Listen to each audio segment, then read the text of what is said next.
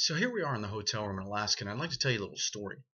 There's this little girl, and she watches as a crash occurs, and it happens to have some of her friends in it. So she's watching in amazement as she gets to see how firefighters, EMTs, and paramedics take care of her friends, and then follows with her family and friends of their family to the hospital.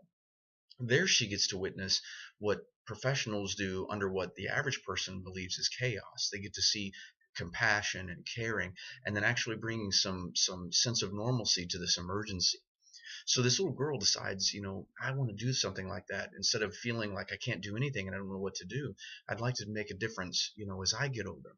So when she finishes high school, she goes on into nursing school. And so during nursing school, while other friends are going out and they're going out on the town and doing whatever it is they may do and partying or whatever, she would even stay up sitting on her bed, studying even extra, even more so, researching the subject more than what she had to do for her own homework because she wanted to be better than average. She didn't believe that just anybody should be doing that kind of a job when it comes to caring for someone who's sick or injured. So she graduates atop of her class. Her family is excited, everybody's happy, and because she's graduated with such high honors, she gets offered, multiple jobs and ends up taking one at a local hospital and works in the ED.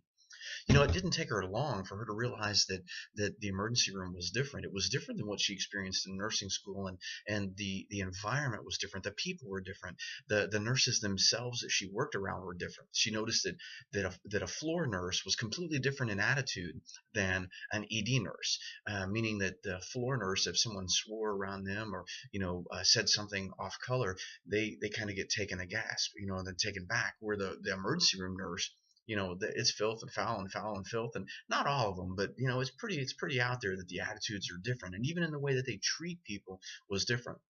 So it didn't take long for her to realize why this was. She started realizing that she became different because people would cuss at her and throw spit at her, or urine at her, or be drunk and drugged and cuss and threaten and so on and so forth. So she noticed that the culture and everybody around her was going, "Hey, that's just part of it, sweetheart. If you can't deal with it, you can't hack it. You need to quit or move on."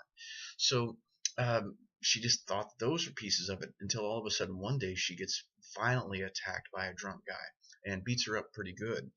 Then she found that was very odd that she was supposed to take that as part of the job because she knew that everybody else, in society, if somebody criminally attacked them, they would not only call the police, but they would press charges.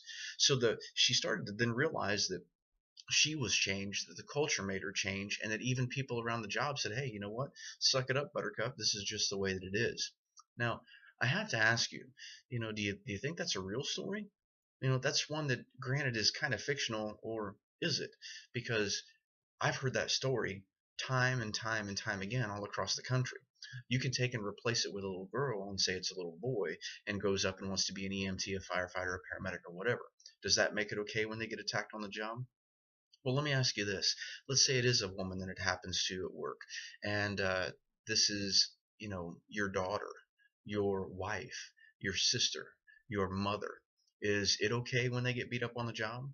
And if the answer to that is no, then what makes them different than any other man? What makes them any different than you? So if you are saying it's just part of the job and I can handle it and I'm a tough person and so on and so forth, that's what's allowed this culture to become the way that it is in emergency medicine, is because we all just say, "Hey, it is what it is."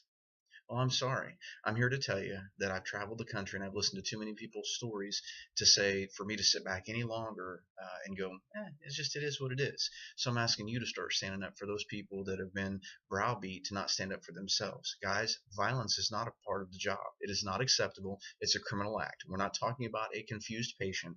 We're talking about a criminal attacker. I'm Kip T-Sort, and this was just some random thoughts for an episode of Chronicles of a Culture Changer.